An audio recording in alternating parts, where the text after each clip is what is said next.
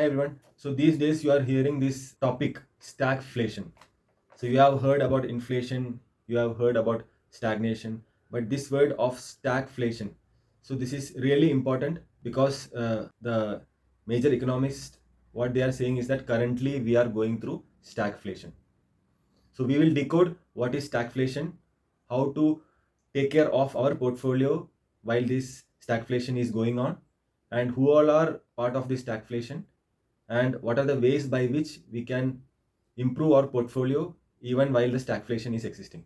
So let's get right into the video. So what is stagflation? Stagflation is a combination of stagnation plus inflation. So what is stagnation? Stagnation is the stagnant growth.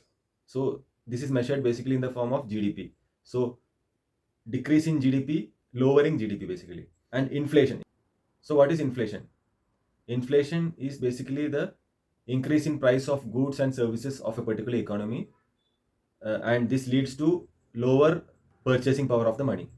As everybody of you is aware that GDP is gross domestic product. GDP is a measure of the market value of total goods and services produced and sold in a specific time period by a particular country. As I mentioned, stagflation is a particular period wherein you have stagnant growth prospects and hardly there is some growth, and you have high inflation, like high price of goods and services, added by unemployment, increased rate of unemployment, lesser growth in GDP or GDP lowering down gradually, and increased inflation rate and increased unemployment.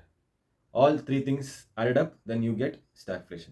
So stagflation, if you decode it further, it is a combination of inflation plus recession. So a recession, the video on recession is already given by me in an earlier video. So if you have not gone through that, it was very useful video for many of the people. So I request you to go to that video and see all the aspects related to recession.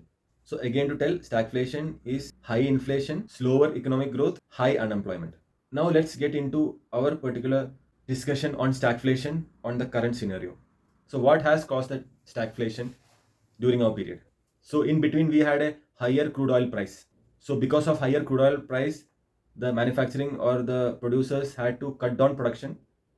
So cutting down production has led to lesser availability of the product. So lesser availability of the product means more demand for the product, and hence the cost of the product goes high. So this leads to inflation. So that is how higher crude oil price leads to higher inflation. In 1965, British politician Lyon MacLeod first used the term stagflation, depicting economic stress in UK. In 1965, post World War II, economy began to degrow. Unemployment and inflation led to stagflation. In 1970, when energy prices skyrocketed, doubling the crude oil price, leading to high inflation and recession, leading to stagflation in US and other countries worldwide as well. So in US, the US Fed had to increase the interest rate because of the increasing inflation. To control the inflation, they increase interest rate. Higher interest rates means increased cost of borrowing by the various companies who had lent money. Increased cost of borrowing means they have margin pressure, increased margin pressure. So if they increase the product cost, then again the product consumption reduces. As the product consumption reduces, they had to cut down the production. So cutting down the production means that much employees are not required. Again, they have margin pressure. So the companies, to get or retain the profit, they have to lay off the employees. So laying off the employees leads to unemployment.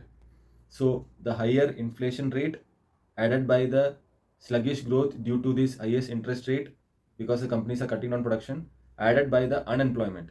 These three things, as I told earlier, has led to stagflation. So stagflation poses a real dilemma to the central bank of that particular nation, say whether it is US Fed or RBI of India or any other countries. Why? Is because they increase the interest rate to reduce inflation, but this leading to economic degrowth and unemployment is a real dilemma for them. So they need to hit a balance, and they need to gradually make monetary policies to balance out all these things. Otherwise, slipping into stagflation will lead to real dilemma, and getting out of that becomes very difficult. Both recession and stagflation are bad for the economy and tough for the central bank, but stagflation is worst because stagflation actually cannot be controlled by the monetary policies, by the central bank. Higher price of goods means normal people are unable to buy inflated products, and hence economy slows down and recession hits.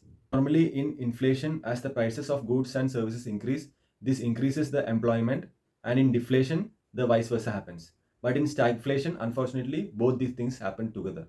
As Ray Dalio once mentioned, as there is lot of debt in the economy, and as people holds lot of debt as assets, and the central banks want to push the economy, they come up with lot of quantitative easing done by printing lots of money, and this will lead to high inflation due to more spending. And to control the inflation, central bank has to increase the interest rate, and this increasing interest rate will lead to economic slowdown.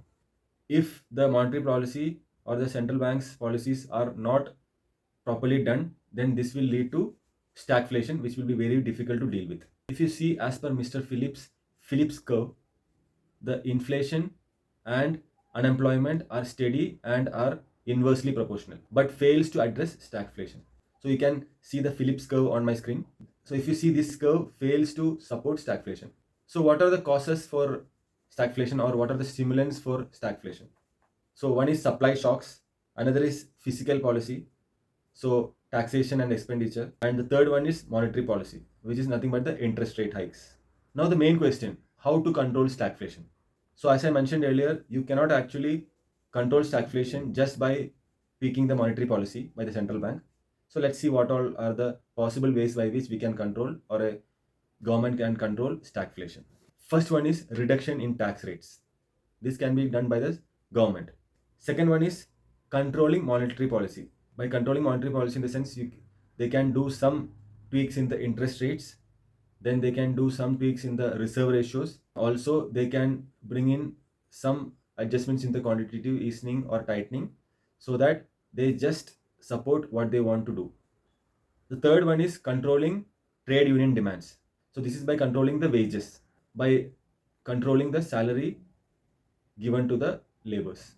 So that's like the company can reduce the salary of the employees and not to lay them off, so that the unemployment is not caused, but the lower salary can help the employee not lose the job but still work with the company till and when the situation improves. Another thing is controlling excessive government expenditure. So if the government cuts down unwanted expenditures, this will boost the economy, and this will help slightly come out of stagflation. So above, I have mentioned some terms like monetary policy, quantitative tightening, quantitative easing. So I thought, like, as we go to fundamentals of everything, so let me decode those terms as well. So first thing is monetary policy. So monetary policy is the control of money available in an economy and the channels by which new money is created in the economy. So policy is influenced by economic statistics like GDP, uh, rate of increase of inflation, industry specific growth, etc.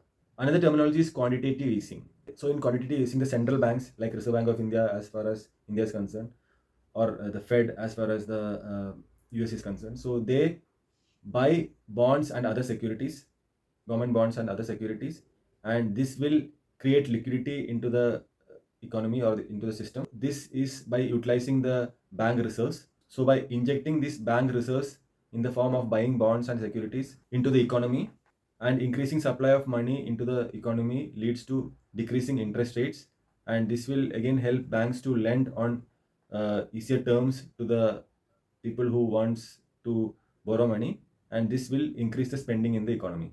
Quantitative tightening is a particular strategy by central bank to reduce liquidity in the economy. So what they do, unlike quantitative easing, in quantitative tightening they buy the government securities and government bonds, and this will suck the liquidity from the market, and excess liquidity once reduced, this will help in reducing the free flow of money in the, or the buying power in the market. Also, the central bank allows various government bonds or securities to mature, and this helps in taking off the money from the other banks and reducing the liquidity. So these are like three terms which I wanted to explain to you. So overall, if you see, the situation of stagflation is very difficult for central banks to control, but by ways and means I have mentioned here, they can try to control stagflation to some extent, though not quickly, unlike a recession wherein some rigorous monetary policies can bring down the recession quickly. But in stagflation, it is a very difficult situation for central banks. So this will be a combined effort by central bank and central government to bring down the stagflation. So nothing to worry as far as the stagflation is concerned. As far as India is concerned, we are far better positioned compared to global peers. So I suggest you people to keep investing through your mutual funds, SIPs, or various stocks which are undervalued, and you are getting an opportunity to invest in such stocks in such situations. Once the market picks up, then you will not get a sale like this. Stay invested, stay informed so that you don't do a wrong investing decision. Don't do things in a haste. Study, like that is our group is known for that. Our videos, whatever I am putting, is I hope it is helping you to do your own analysis, analyze your own stocks, and try to find undervalued stocks, value stocks, and invest in them. Hope this session was useful for you. See you in next video. Till then, happy investing.